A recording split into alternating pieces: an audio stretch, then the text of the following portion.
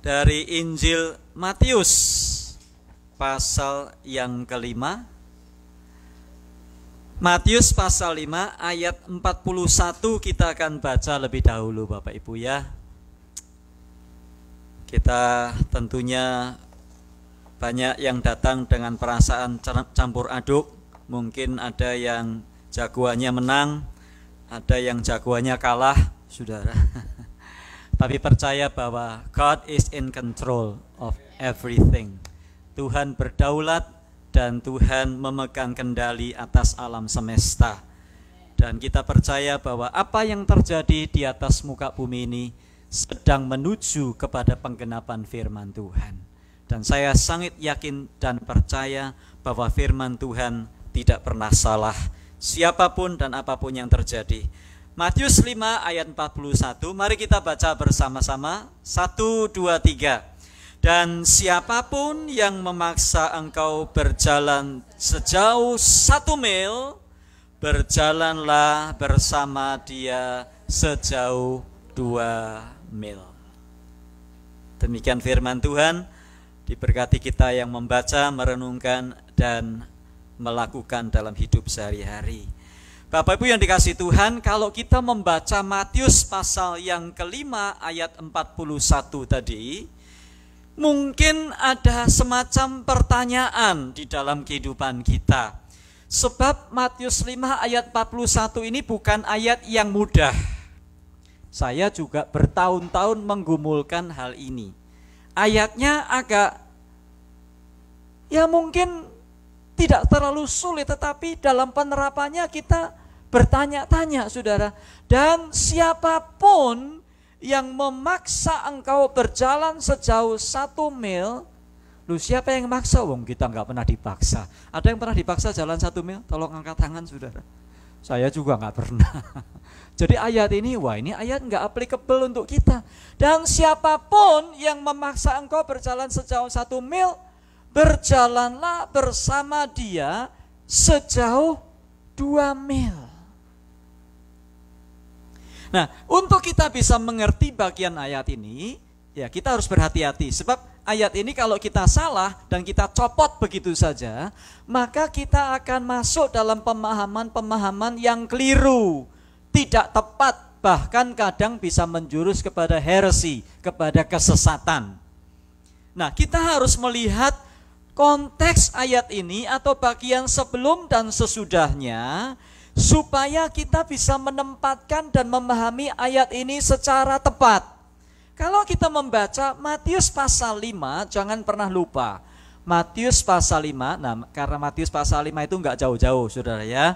Matius 1 apa coba? Kira-kira isinya apa Matius 1? Silsilah Tuhan Yesus. Harus tahu, saudara. Masa orang Kristen sudah puluhan tahun ditanya, Matius 1 isinya apa? Isinya abon, ya, isinya daging dan Matius 1 isinya apa? Silsilah Tuhan Yesus. Matius 2 kelahiran Tuhan Yesus. Matius 1 masih silsilah dan kelahiran. Matius 2 Yesus dibawa pergi ke Mesir.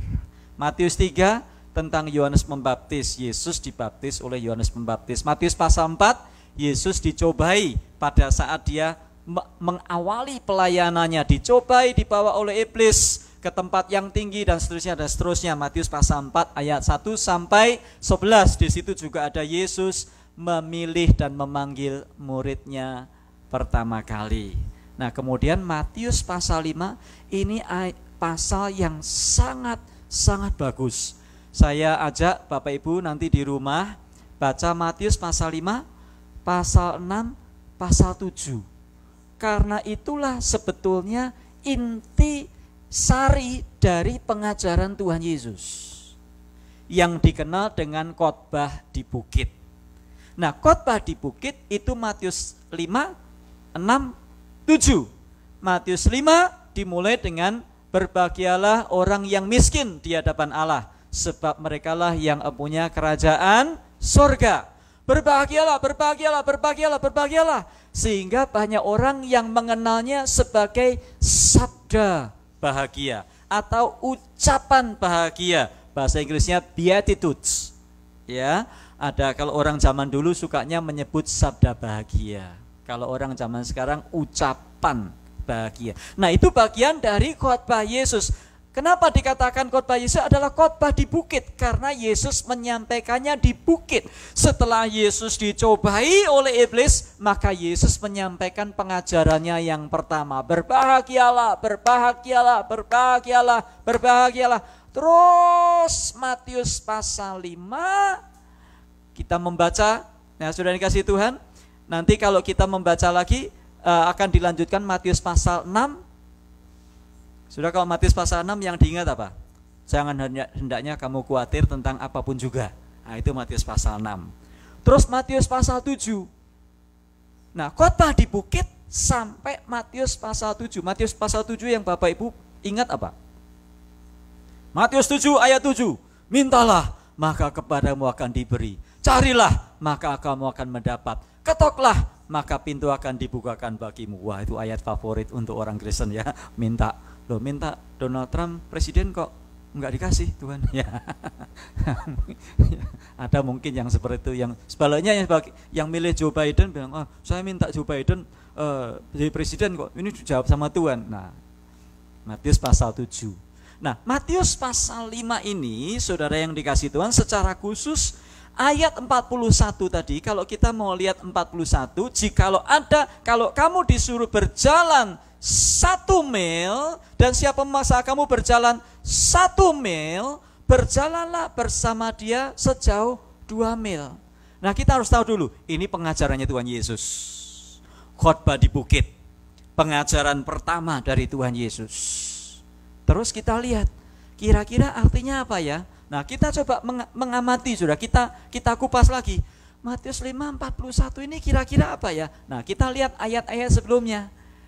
Nah, kita bisa menemukan bahwa Matius 5:41 adalah bagian dari potongan besar dari Matius pasal 5 ayat 38. Nah, 38, coba. Ayat 38, kamu telah mendengar firman, mata ganti mata, dan gigi ganti gigi. Tetapi aku berkata kepadamu, janganlah kamu melawan orang yang berbuat jahat kepadamu, melainkan siapapun yang menampar pipi kananmu, berilah juga kepadanya pipi kirimu. Sayang pipinya sudah pakai foundation, sudah pakai macam-macam, kok disuruh ngasih. Nanti saya jelaskan. Ayat 40, dan kepada orang yang hendak mengadukan engkau karena mengingini bajumu, serahkanlah juga jubahmu. Nah, ini tadi, dan siapapun yang memaksa engkau berjalan sejauh 1 mil, berjalanlah bersama dia sejauh 2 mil. Jadi ada dari bagian besar, kamu telah mendengar firman yang berkata, mata ganti mata, gigi ganti gigi. Wah, artinya apa ini? Wah, ini ayatnya kok galak, tunggu dulu. Ya, kalau dicopot ayat itu, mata ganti mata, gigi ganti gigi, kan kelihatannya galak, saudara ya. Ya syukur kalau gigi palsu, gigi ganti gigi, gigi diganti, dikasih, bisa ambil yang lainnya lah. Kalau giginya cuma satu-satunya itu, saudara. Kamu telah mendengar firman yang berkata, mata ganti mata. Nah, coba selidiki lagi, saudara. Matius pasal 5 ini, Yesus banyak berkata, kamu telah mendengar firman, kamu telah mendengar firman, kamu telah mendengar firman, kamu telah mendengar firman. Rupa-rupanya Yesus sedang ingin menunjukkan kepada saudara dan saya bahwa firman ayat 38 ini ayat-ayat favoritnya ahli Taurat sama orang Farisi. Yang hobinya menghakimi, yang hobinya mencabut ayat, memakai ayat untuk menekan orang miskin, menekan orang tidak berdaya, dihabiskan, disikat pakai ayat. Makanya Yesus hendak meluruskan, kamu telah mendengar. Nanti saya jelaskan, saudara, ada di bagian ayat-ayat yang lainnya lagi. Kamu telah mendengar firman yang berkata, jangan berzina. Tetapi aku berkata kepadamu. Matius pasal 5 nanti saya jelaskan ya. Barang siapa melihat seorang perempuan dan mengingininya di dalam hati, ia sudah berzina. Kamu telah mendengar firman, jangan membunuh. Tapi aku berkata kepadamu, barang siapa yang marah kepada saudaranya, ia sudah membunuh. Waduh, ya. Berarti Yesus menginginkan sesuatu bukan sekedar bagian-bagian yang dipotong-potong. Yesus ingin kepada kita melakukan dan menerapkan bukan penerapan Taurat secara kaku, saudara. Tapi Yesus ingin mengajak kita semua untuk mengikuti ajarannya, apa yang dimaksudkan dengan ayat-ayat itu. Nah, Matius 5 ayat 20, Yesus berkata, "Jikalau hidup keagamaanmu tidak lebih benar dari orang Farisi dan ahli Taurat, sesungguhnya engkau tidak akan masuk dalam kerajaan surga." Nah loh. Berarti apa? Berarti Yesus menghendaki hidup pengikut-pengikutnya itu tidak sekedar seperti orang Farisi dan ahli Taurat beragama. Dan agamanya kaku-kaku banget, saudara ya. Pokoknya sudah beragama. Firman bilang apa? Harus begini, harus begitu, harus begini, harus begitu. Tapi Yesus memperluasnya. Dan Yesus berkata, kita, saudara dan saya, kita dipanggil untuk lebih benar, bukan lebih baik loh ya. Jangan salah, sebab saya seringkali mendengar orang berkata, jikalau hidup kita tidak lebih baik. Bukan. Jikalau hidup keagamaan kita tidak lebih benar dari orang Farisi dan ahli Taurat, sesungguhnya kamu tidak mendapat bagian dalam kerajaan surga. Kamu telah mendengar firman berkata begini, aku berkata kepadamu seperti ini. Kamu telah mendengar firman berkata begini, aku berkata kepadamu begini. Kamu telah mendengar firman itu firman yang seringkali dikutip oleh orang-orang Farisi dan ahli Taurat. Nah, Yesus berkata, aku berkata kepadamu A, B, C, D dan seterusnya. Nah, saudara yang dikasih Tuhan, kalau begitu apa yang kita tangkap dari perkataan Tuhan Yesus? Matius 5 ayat yang ke-17, Yesus berkata, aku datang bukan untuk meniadakan hukum Taurat, tetapi untuk apa? Menggenapinya. Nah, ayat selanjutnya Yesus berkata, sesungguhnya sebelum lenyap langit dan bumi, maka satu iota atau satu titik tidak akan dihapus dari hukum Taurat. Nah, kemudian Yesus berkata, barang siapa yang mengajarkan demikian, ia akan berada di tempat yang paling rendah di dalam kerajaan surga. Yesus bukan menghapus, tetapi Yesus menggenapinya. Dan sekarang apa yang harus kita lakukan? Ada baiknya kita memperhatikan apa-apa yang diajarkan Tuhan Yesus. Dia tidak menggenapi, dia tidak menghapuskan, tapi dia menggenapi. Dan dia memberikan penjelasan yang lebih jelas kepada kita. Pengajaran-pengajaran yang betul. Nah, saudaraku yang dikasih Tuhan, tadi yang saya katakan tadi, kamu telah mendengar firman, mata ganti mata, gigi ganti gigi. Tapi aku berkata kepadamu, ya, apa yang dikatakan Yesus? Siapa yang ditampar pipi kanannya, berikan pipi kirimu. Kalau kamu dipaksa berjalan 1 mil, berjalanlah 2 mil. Wah, maksudnya apa ini? Berjalan 1 mil, berjalanlah 2 mil. Nah, saudara yang dikasih Tuhan, kalau kita membaca sepintas ayat ini kelihatannya galak banget ya. Saya sudah katakan tadi, mata ganti mata, gigi ganti gigi. Tapi sebetulnya ayat ini enggak galak-galak amat, saudara. Kenapa kita berkata galak? Karena kita melepas dari ayat-ayat konteksnya. Kita melepas dari bagiannya. Nah, kalau kita membaca ayat ini, kamu telah mendengar firman yang berkata, mata ganti mata, gigi ganti gigi. Ini enggak usah dialihkan ya ke Keluaran. Tetap di sini aja screen-nya. Sebetulnya ayat ini adalah diambil dari Keluaran pasal 21. Keluaran 20, firman Tuhan datang kepada Musa ya di Gunung Sinai. Keluaran 20 itu isinya 10 hukum Tuhan. Ya, 1 apa? Masih hafal, saudara? 1, 10 hukum Tuhan apa? Loh, jangan apa? Jangan lupa, saudaranya. Jangan ada ilah lain di hadapanku. Hah? Di hadapan? Di hadapanku, di hadapan Tuhan, kok di hadapanmu? Di hadapan Tuhan, saudara. Yang kedua, jangan membuat patung untuk disembah. 3, apa itu? Jangan menyebut nama Tuhan Allahmu dengan sia-sia. 4, loh, kok lupa? Loh, nomor 4 kok kisah Tuhan Allahmu? Nomor 4 apa?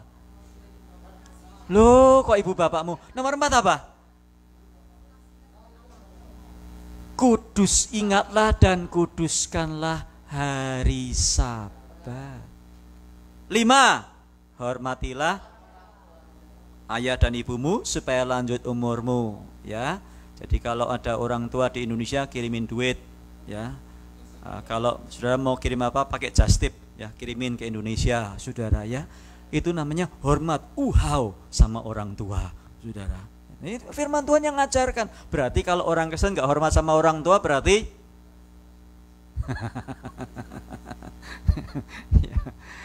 Hukum yang ke-6, jangan membunuh, berzina, mencuri, jangan mengucapkan saksi dusta, ya. Terus, jangan mengingini milik sesamamu. Itu sebelum itu Keluaran pasal 20. Keluaran 21 itu dilanjutkan. Tuhan memberikan peraturan-peraturan kepada Musa untuk hidup sehari-hari.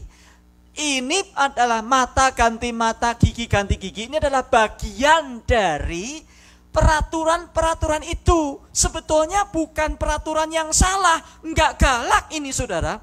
Karena ayat-ayat sebelumnya menjelaskan kepada kita. Kalau saudara membaca Keluaran 21 nanti dibaca di rumah, saudara. Ayatnya bilang begini, kalau ada seseorang, ini saya sederhanakan ya, kalau ada seseorang nabrak, terus yang ditabrak itu mati, maka dia harus ganti rugi. Saya tanya, ini normal apa enggak? Normal apa enggak? Normal dong. Makanya ada negara-negara yang menerapkan hukuman mati. Kalau kamu membunuh, kamu pasti dibunuh. Hukuman mati atau hukuman seumur hidup. Normal enggak? Normal. Inilah yang dimaksud mata ganti mata, gigi ganti gigi. Artinya Tuhan tidak sedang meniadakan keadilan bagi setiap pelanggaran, tetapi Tuhan Yesus sedang menunjukkan, kamu jangan stop hanya sampai di situ. Tapi kamu harus lebih dari itu. Artinya gini, orang yang salah harus dihukum. Harus. Tetapi jangan sekedar mencari-cari penghukuman, tetapi kamu harus belajar bersikap berbeda. Makanya ayat 39 berkata, tapi aku berkata kepada, tadi ayat 38 betul loh, mata ganti mata, gigi ganti gigi, betul. Tapi ayat 39 Yesus berkata, tapi aku berkata kepadamu, jangan berhenti di situ bro, ya. Janganlah kamu melawan orang berbuat jahat kepadamu, melainkan siapapun yang menampar pipi kananmu, berikanlah dia juga pipi kirimu. Artinya apa? Kalau kita jambu di rumah dijebret sama orang, yaudah nih rumahnya sekalian buat kamu aja gitu, saudaraku. Bukan gitu, saudara. Kalau kamu ditampar pipi kananmu, berikan pipi kirimu. Artinya apa? Bukan kok kalau saudara itu misalnya mobilnya ditabrak orang begitu ya, tabrak orang gitu. Saya tanya, dia harus bayar enggak? Harus, itu kewajibannya karena dia yang nabrak. Maksud ayat bukan begini, kita ditabrak, ya udah bro, sini, kamu nabrak ya mobilku ya, iya, udah mobilku ambil aja sekalian, diambil aja. Bukan gitu. Artinya apa? Kalau kamu ditampar pipi kananmu, perhatikan, kata kanan itu selalu berbicara tentang kehormatan. Yesus duduk di sebelah kanan Allah.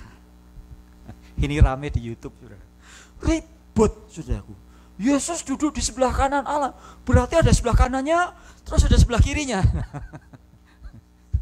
Aduh, jadi bahan debat, ribut. Ngapain diurusi? Ini orang nggak pernah belajar, saudara. Perhatikan, kanan itu bicara, ada di timur itu selalu sama. Ada timur, kanan itu kehormatan, betul? Kalau anak kita makan dulu kok di Indonesia, makan atau ngasih barang pakai tangan kiri, kita bilang apa? Oh, sopan om. Coba di Amerika, saya bilang gitu. Enggak.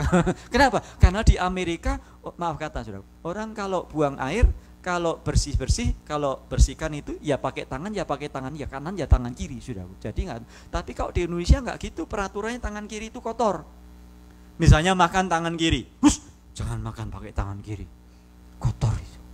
Jadi kalau makan harus pakai tangan kanan. Padahal tangan kanan lebih kotor dari tangan kiri, kan gitu. Dan siapa yang menampar pipi kananmu, artinya kalau kamu itu diperlakukan dengan tidak baik oleh seseorang. Misalkan kamu disindir-sindir lewat Facebook, ya. Ini misalkan loh ya saudara, misalkan. Ya. Misalkan kita duduk di depan gitu ya, terus besok Senin di Facebooknya ada orang posting, biasa duduk di belakang, tumben duduk di depan. Ya. Wah, nyindir gua ini. Ya. Nyindir gua ini. Ya. Nah ini kan artinya pipi kananmu ditampar, pak, begitu saudara. Terus apa perintah Tuhan? Balas di Facebook? Ya. Biasa parkir di jalan, pinggir jalan, parkir kita balas karena kemarin dia parkir di biasanya pinggir jalan, sudah biar cepat kalau pulang tuh cepat ya, nggak usah tunggu lama-lama. Dia hari ini parkirnya di dalam, sudah. Terus kita balas. Biasa parkir di luar, sekarang parkir di dalam, saudaraku. Lah ini kan balas-balasan, saudara. Ini yang dimaksud Tuhan. Jangan membalas dengan cara yang sama seperti orang dunia membalas kejahatan dengan kejahatan, melainkan harus mengampuni. Kalau dia mulai nyindir-nyindir di Facebook, diamin aja, saudara. Pura-pura nggak baca, gitu aja, saudara. Kenapa kita pusing? Nah, terlalu banyak saudara yang dikasih Tuhan, hidup kita energinya habis hanya untuk ngurus-ngurus seperti itu, saudara. Nanti WA group juga gitu. Wah, banyak orang tersinggung, saudara, WA group itu. WA group itu ada bagusnya, tapi ada nggak bagusnya. Nggak bagusnya di mana? Orang gampang-gampang tersinggung. Ini orang kok masang-masang artikel kayak gini, kenapa ya? Kayaknya nyindir-nyindir saya ini, ya. Ya, karena kemarin makan ke downtown gua nggak diajak, mah dia nyindir-nyindir etika makan dengan teman. Ya. Nah, terus kita pasang status di WA sama yang sama, saudaraku. Kita masang, udah pura-pura nggak baca gitu aja sudah. Apa pusingnya, saudara? Sudah nggak diajak makan, nggak apa-apa. Makan sendiri, ngajak saya, saudara ya. Apa susahnya? Ya, masih banyak, saudara. Lu nggak usah terlalu usil. Kalau kamu ditampar pipi kananmu, kasih pipi kiri. Maksudnya bukan ini, bukan. Maksudnya cara balasnya jangan kayak orang dunia. Jadi Facebook mesti bersih ya Bapak Ibu. Facebook harus bersih, Twitter harus bersih, ya. Apalagi itu. Instagram harus bersih. Itu ada bukan untuk nyerang-nyerang satu dengan yang lainnya. Firman Yesus mengajar bagaimana? Kalau ada saudaramu yang berbuat salah, gimana cara Tuhan Yesus? Apa yang Tuhan Yesus ajarkan? Kalau ada cara bersalah, tegur berapa mata? Kok 2 mata? Sudah 4 mata. Tegur. Kohandoyo besok ada waktu. Ya saya pulang malam sih. Boleh nggak kita ketemu di Starbucks itu di jalan-jalan yang ke arahnya Kohandoyo itu ada Starbucks. Ya boleh. Ada apa sih? Nggak perlu aja sih sebentar. Ya oke. 4 mata. Terus kata Tuhan Yesus, kalau ditegur 4 mata nggak berubah.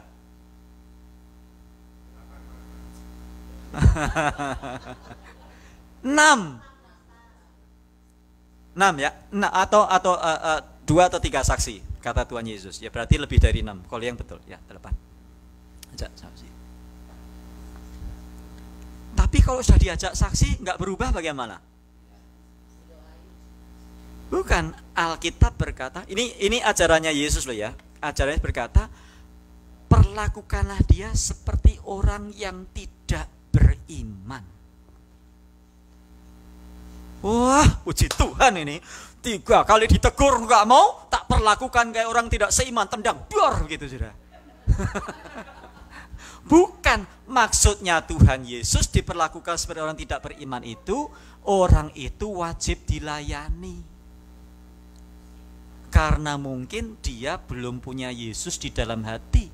Dia ke GBI-LE tiap minggu, tapi mungkin belum ada Yesus di dalam hati. Nah itu caranya gitu, menurut Tuhan Yesus gitu, sudah ya. Terus, jadi jangan membalas menjahati kejahatan dengan kejahatan. Kalau dia salah, dia wajib dihukum. Tapi kita harus belajar memperlakukan, kita belajar mengampuni. Mengampuni bukan berarti meniadakan hukuman dan disiplin. Ya. Nah, ayat yang ke-40, dan kepada orang yang hendak mengadukan engkau karena mengingini bajumu, serahkanlah juga jubahmu. Artinya apa, saudara? Nah, ini kalau menurut tradisi pada masa itu, ada gini, saudara. Baju itu sebetulnya bisa dipakai untuk membayar utang. Misalnya saya utang sama Cik Tina, terus saya nggak bisa bayar. Nah kalau Cik Tina itu membawa kasus itu ke pengadilan, saya bisa bayar pakai baju saya. Saudara, saya bisa. Loh, itu peraturannya begitu. Tetapi ada hukum yang lain juga yang berkata begini, bahwa pakaian itu adalah milik terakhir yang kita tidak boleh ingini dari orang lain. Artinya apa? Makanya dikatakan di dalam ayat ini, kalau ada yang mengadukan engkau karena mengingini bajumu, ya, bajumu diinginkan, kasih juga jubahnya. Artinya apa, saudara? Artinya adalah mari kita rela melepaskan hak-hak kita. Jangan seperti dunia yang berantem. Kamu kepengen pakaianku toh? Udah nggak usah ribut, nggak usah ngesu, nggak usah bawa ke pengadilan. Nih tak kasih jubahku sekalian, tak kasih. Jadi nggak usah berantem cuman gara-gara barang sepele. Pemilihan presiden sudah selesai, Bapak Ibu ya, sudah selesai. Udah nggak usah berantem. Nggak usah berantem. Suami istri yang satu pilih Trump, yang satunya pilih Biden, udah nggak usah berantem. Wah curang itu, curang. Ya curang biar diselesaikan timnya Trump. Lah wong kalau kita curang memangnya kita bisa apa? Sampai hari ini saya tadi pagi tuh masih ada yang ribut terus. Lah minta ampun saya. Lah Facebook kok ribut terus. Dulu katanya bilang kalau dengar jangan dengar CNN, kalau dengar Fox. Tadi pagi tadi pagi nulis gini, jangan dengar Fox sekarang.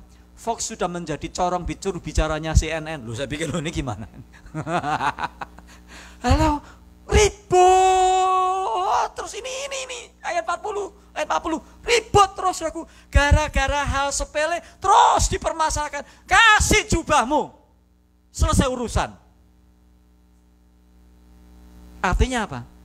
Cobalah menyatakan kasih. Cobalah kasih hakmu, relakan hakmu. Jangan ribut gara-gara kursi. Permisi Cik, itu kursi saya. Kebaktian di gereja. Maaf ya Cik, itu kursi saya. Loh, ada kursinya? Itu kursimu tuh? Iya. Ada namanya? Enggak ada. Tapi itu sudah punya saya, itu kursi saya. Saya setiap minggu duduknya di situ. Jadi Cik pergi. Ribut. Gara-gara kursi itu loh, ribut.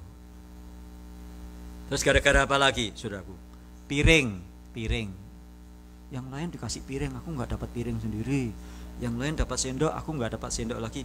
Ribut lagi, saudaraku. Sudah, kalau kamu nggak dapat piring nggak apa-apa, pakai tangan. Makanya saudaraku gini, saudara. Udah nggak usah ribut, cuman gara-gara hal seperti itu. Ada lagi apa, saudaraku? Gara-gara parkir. Din. Itu parkiran saya itu.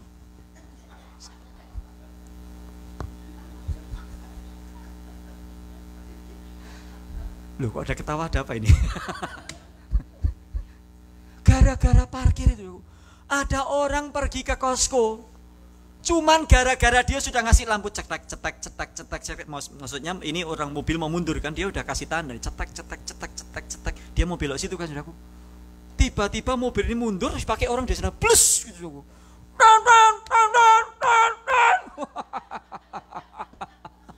Aduh, turun lagi. This is mine, you know. Then you see my light, you know. Aduh, ya ampun, ya ampun.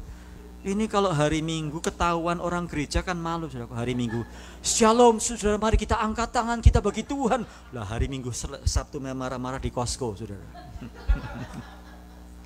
Kasih. Minta kursi, kasih aja. Parkir, kasih aja. Parkir di luar masih banyak. Malah parkir, tapi dekat dengan pintu masuk, Pak. Ya, saudaraku, itu yang nggak sehat. Parkir yang paling sehat itu yang paling jauh. Kenapa? Karena kita jalan kaki, saudaraku. Ya, jadi kasih aja. Kamu mau sini, ambil aja. Kalau perlu 2 ambil aja semua. Gitu, saudara. Gara-gara parkir berantem, gara-gara uang kembali ribut, saudara ya. Gara-gara apa lagi? Gara-gara kue. Panjang umurnya, sepotong kuenya. Kita udah nongkrong, potong kuenya sekarang juga. Kok nggak dipotong-potong, saudaraku ya?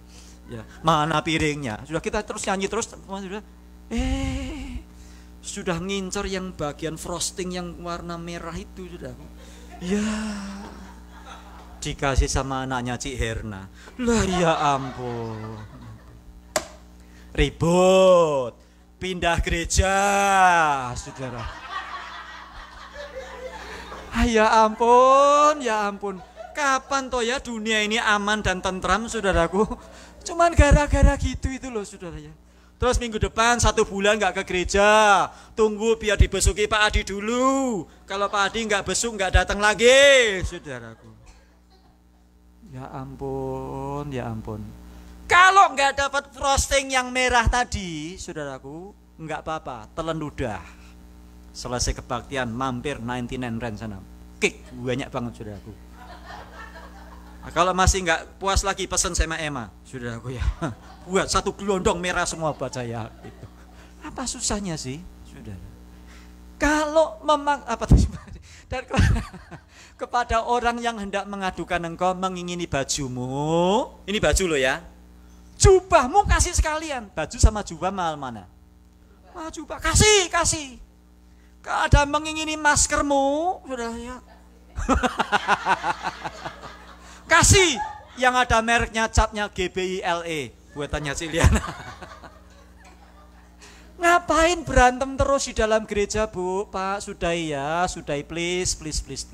Buat gereja itu damai sejahtera gitu loh ya.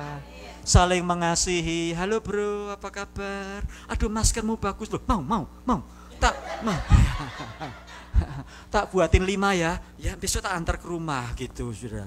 Jangan mau. Ya, ini $20 satu mau. Ya, oh, di luar aja 5 kok lah. Untungnya kan $15, saudara ya. Ya, apalagi? Aduh, sudah ngeributkan hal-hal seperti orang dunia. Kalau itu orang dunia di luar gereja, itu wajar. Kalau itu di GBILE, itu nggak wajar. Nggak wajar, saudara. Jangan diikuti yang seperti itu. Gara-gara, ya ini sudah biasa saya sebutkan, nggak apa-apa. Gara-gara siplok, ya ribut, saudara ya. Nah, apapun, kenapa kok dikatakan seperti itu? Kenapa kok dikatakan siapa yang mengini bajumu, serahkan juga jubahmu? Kenapa? Karena pada hakikatnya kita itu tidak punya hak untuk memiliki semua yang ada pada kita itu, bahkan dikatakan miliknya Tuhan. Mazmur 24 ayat 1. Bumi beserta segala isinya, dunia dengan segala apa yang ada di dalamnya adalah miliknya Tuhan.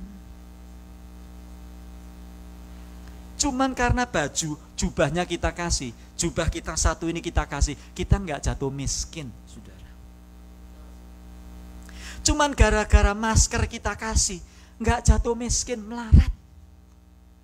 Cuman gara-gara kehilangan 1 piring di gereja GBILE, Bukan berarti kita itu melarat, saudara. Bukan. Ini perintah Tuhan. Nah, sekarang sampai ayat 41. Dan siapapun yang memaksa engkau berjalan sejauh 1 mil, berjalanlah bersama dia sejauh 2 mil. Maksudnya apa? Nah, zaman dulu, saudara, Israel pada masa itu ada di bawah kekuasaan Romawi. Israel ini kasihan, saudara ya. Dulu di bawah pada tahun 586 di bawah Babilonia, Nebukadnezar dan raja-raja seterusnya. Setelah Babel sebetulnya tahun 722 sebelum Masehi di bawah Assyria, bukan Syria tapi Assyria, Asyur ya, itu di atasnya Babilonia sedikit, tapi kemudian Asyur ditundukkan oleh Babilonia. Nah, setelah itu saudaraku yang terjadi apa? Babilonia ditaklukkan oleh Persia, menguasai itu semua yang menakluk. Nah, kemudian setelah itu Yunani. Itu sebabnya Alkitab Perjanjian Baru ditulis dalam bahasa Yunani. Kenapa? Ya karena memang budayanya pada waktu itu bahasa Yunani adalah bahasa ilmu pengetahuan, bahasa pendidikan. Nah, setelah Yunani ditaklukkan Roma, otomatis Israel itu di bawahnya Romawi. Nah, sudah pada zaman itu, kalau seorang tentara Roma sedang membawa tas, bawa ransel begitu, terus sudah lewat di dekatnya, itu tentara Roma boleh nyetop, Kesia, stop. Ini ransel bawa, tolong dibawakan saya. Kesia nggak boleh bilang, no, I can't, I'm busy. Nggak boleh. Whether you like it or not, you have to take it. Ambil. Kan itu peraturan, saudaraku. Nah, tetapi peraturannya Kesia hanya boleh membawa ke sana sejauh 1 mil. Nggak boleh lebih dari itu. Itu sebabnya Bapak Ibu ingat pada waktu Yesus memikul salib menuju ke Bukit Golgota, di tengah jalan ketemu sama seseorang. Terus tentara Roma bilang gini, ini bawa salibnya. Maka orang ini nggak bisa bilang apa-apa. Siapa ini orang ini? Yusuf betul? Yusuf Arimatia betul? Salah, saudaraku. Petrus betul? Salah. Simon orang Simon orang Kirene itu disuruh sama tentara Roma. Dia pikul salib, tapi terpaksa. Nah, Yesus berkata, kalau kamu disuruh di stop sama tentara Roma 1 mil, di stop tentara Roma, terus suruh bawakan barangnya, suruh jalan 1 mil, jangan cuma 1 mil, bawaan 2 mil. Loh, kok enak? Loh, ini yang diajarkan Tuhan Yesus. Kenapa? Orang dunia yang nggak kenal Yesus mungkin bawanya dengan bersungut-sungut, bawanya sambil marah-marah, bawanya sambil nangis, saudara. Tapi aku perintahkan jangan gitu, jangan gitu, jangan gitu. Artinya apa?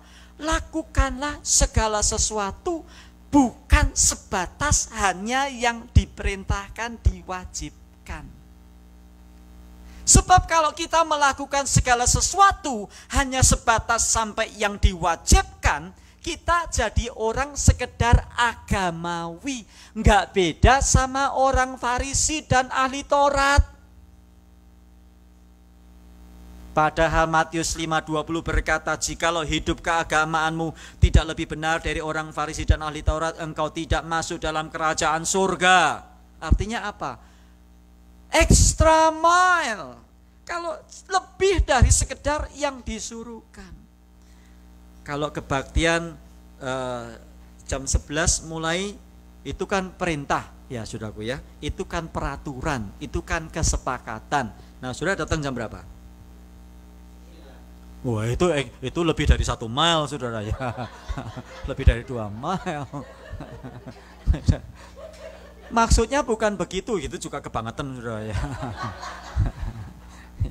Kalau kebaktiannya jam 11, datanglah sebelumnya. Terus sebelumnya ngapain? Yang benar, ngopi, terus ngobrol-ngobrol, gosip ya. Coba berhenti kalau di gereja itu, coba berhenti gini saudaraku. Kenapa sih? Bagaimana cara yang paling mudah untuk tidak jatuh di dalam gosip pergosipan? Saya kasih tahu rahasianya. Cuman buat GBL aja, saudaraku. Caranya, ya tapi direkam. Caranya supaya nggak kena gosip gimana? Satu aja. Coba kalau di gereja belajar nggak usah ngomongin orang. Kenapa kita itu jatuh dalam gosip? Karena kita mulainya, gosip itu dimulai dengan mulai membicarakan orang. Coba bicarakan barang, ake gitu. Ake bagus lah, kan nggak gosip juga. Ake, nah, ake digosipkan kan nggak marah-marah saudaranya. Batu. Stop ngomongin orang. Kalau pas ngomongin orang didoakan. Nah itu kan berhenti gosip. Ya. Jadi maksudnya tadi sampai di mana kok sampai di situ. Jadi saudara belajar jangan hanya sekedar agamawi kewajiban jegrek ya sudah.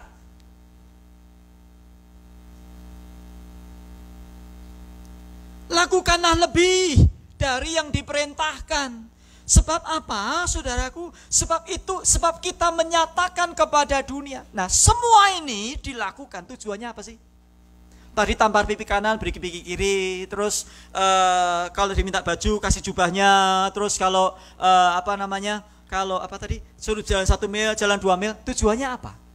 Tujuannya supaya orang melihat Yesus di dalam kita. Dan kalau orang melihat Yesus di dalam kita, maka orang mengenal Yesus. Setiap lutut bertelut, setiap lidah mengaku bahwa Yesus Kristus adalah Tuhan. Itu. Loh kita ini nginjil, percaya Yesus, masuk surga. Enggak percaya Yesus, masuk neraka. Ya, ayo, percaya.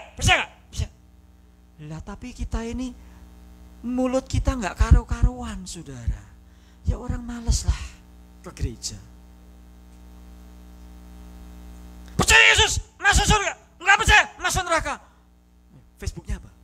Facebooknya apa? Saya add friend ya. Begitu orang itu lihat teman kita jadi friendnya, ya ampun Facebooknya dia yang bilang masuk surga tadi, wala Facebooknya aja kayak begini, ya ampun. Orang nggak mau saudara. Semua untuk kemuliaan Tuhan.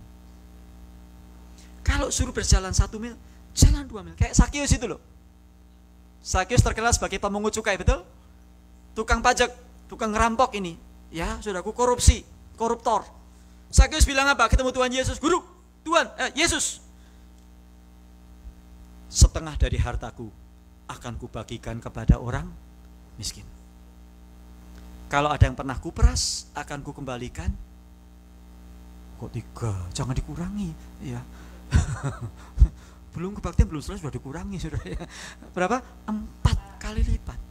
Hukum Taurat, peraturan Taurat mengajar. Kalau ada yang peristiwa seperti itu kasusnya, kembalikannya 2, paling banyak 3. Tapi Sakius nggak mau 2 sama 3. Ini agamawi ini. Aku sudah ketemu Yesus, aku sudah ketemu segala-galanya. Engkau Yesus permata hatiku, Engkau Yesus mutiara dalam jiwaku, Engkau Yesus harta dalam hidupku, Engkau Yesus segalanya bagiku. Wah, aku sudah ketemu Yesus, hartaku enggak ada apa-apanya lah. Berapa? 3 kali lipat? Enggak, 4 kali lipat. Gitu loh saudara. Minggu depan sudah dapat jadwal masak. Buat berapa orang kira-kira ya? Ya kira-kira ya 30 lah. Saya masak untuk orang 50. Nah, sudah. Melakukan bukan sebagai kewajiban, tapi melakukan dengan sukacita. Sukacita mile pertama itu kewajiban atau keharusan. Mile kedua adalah kasih dan sukacita. Itu yang Yesus ajarkan buat Bapak Ibu dan buat saya semua pada pagi hari ini. Kesimpulannya singkat saja. Sebagai pengikut Kristus, dari semuanya ayat 38 sampai 41 tadi, kesimpulannya 1, sebagai pengikut Kristus kita dipanggil untuk berbeda dengan dunia. Kalau dunia gitu, dunia balas-balas gitu, kita jangan. Kalau dunia ditampar pipi kanan, terus jotos, saudara. Kalau kita jangan. Kalau kita digosipkan, terus kita maki-maki, kita marah-marah, saudaraku, seluruh LA tahu, sampai konjen pun tahu, sudah ya, biar dideportasi dia. Ya, jangan. Kamulah, Matius 5:13, sebab kamulah garam dan terang dunia. Dengan apakah garam diasinkan apabila sudah kehilangan keasinannya, selain dibuang dan diinjak orang. Jadi kita mesti berbeda dengan dunia. Roma 12 ayat 2. Janganlah kamu menjadi serupa dengan dunia ini, tapi berubahlah oleh pembaruan budimu. Yang kedua, Matius 5 ayat 20 tadi, saudaraku, bukan sekedar berbeda dengan dunia, tapi apa? Kita dipanggil untuk lebih baik dari dunia. Bukan sekedar beda dari dunia, tapi lebih baik dari dunia. Matius 5:20, jikalau hidup keagamaanmu tidak lebih benar dari orang Farisi dan ahli Taurat, engkau tidak masuk dalam kerajaan surga. Berbeda dengan dunia, lebih baik dari dunia. Yang terakhir, bukan sudah lebih baik dari dunia, tapi Anda dan saya dipanggil untuk menjadi serupa dengan Tuhan Yesus Kristus. Hendaklah kamu dalam hidupmu bersama saya tutup dengan Filipi pasal yang ke, pemain musik boleh siapkan diri, Filipi pasal yang kedua. Filipi pasal 2 firman Tuhan berkata ayat 5-7, hendaklah kamu dalam hidupmu bersama menaruh pikiran dan perasaan yang terdapat juga dalam Kristus Yesus. Artinya apa? Kita seperti Yesus. Bagaimana? Yang walaupun dalam rupa Allah, dia di surga, tidak menganggap kesetaraan dengan Allah itu sebagai milik dipertahankan. Ya, tapi dia telah melainkan mengosongkan diri, mengambil rupa seorang hamba, menjadi sama dengan manusia, dan dalam keadaan sebagai manusia ia telah merendahkan dirinya dan taat sampai mati, bahkan sampai mati di kayu salib. Kenapa kita mesti seperti Yesus? Karena Yesus pun sudah berjalan extra mile dalam mile yang kedua. Mile yang pertama dia tinggalkan surga dan segala keagungan keindahannya, dia datang ke dalam dunia. Mile yang kedua, dia rela mati di kayu salib untuk saudara dan saya. Biarlah kita mengikuti Yesus Kristus. Berbeda dengan dunia, lebih baik dari dunia. Bukan sudah lebih baik saja, tapi menjadi makin hari makin menjadi seperti Yesus. Mari kita renungkan sebentar firman Tuhan ini, saudara. Kalau kita melihat ke belakang, menengok dalam hidup kita, di hati kita masing-masing, kalau kita evaluasi, apakah kita ini makin hari makin seperti Yesus atau makin seperti dunia? Kalau kita makin seperti dunia, berarti ada yang salah dalam hidup kita. Saudara dan saya, siapapun kita, baik pendeta, orang biasa, majelis jemaat biasa, kita dipanggil makin hari makin seperti Kristus, berpikiran seperti Kristus, berperasaan seperti Kristus, berkehendak seperti Kristus, berbuat seperti Kristus. Karena itulah panggilan kita sebagai pengikut Kristus. Mengikut Yesus bukan sekedar masuk surga. Mengikut Yesus bukan sekedar nanti kalau saya mati ada yang menguburkan, bukan. Tapi mengikut Yesus, saudara dan saya dipanggil untuk makin hari makin serupa dengan Kristus dan makin berbeda dengan dunia. Bapa di surga, kami berdoa, biarlah perkataan firman-Mu ini tidak berlalu begitu saja, tapi biarlah firman ini mendarah daging dalam hidup kami, untuk kami rela berjalan 2 mil pada waktu kami diharuskan berjalan 1 mil. Kalau kami ditampar pipi kanan, biarkanlah kami rela Tuhan memberikan pipi kiri. Bahkan kalau ada orang yang menggugat karena urusan baju, biarkan kami rela memberikan jubah sekaligus. Karena Engkau telah melakukannya bagi kami, ya Tuhan Yesus. Engkau bukan memberikan jubah, Engkau bukan memberikan pipi kirim, tetapi Engkau sudah memberikan nyawamu dan hidupmu bagiku. Terima kasih Bapa, meteraikan firman-Mu dalam hidup kami, biar kami bertumbuh dan berbuah bagi hormat kemuliaan Dalam nama Tuhan Yesus kami berdoa, dan semua yang diberkati Tuhan berkata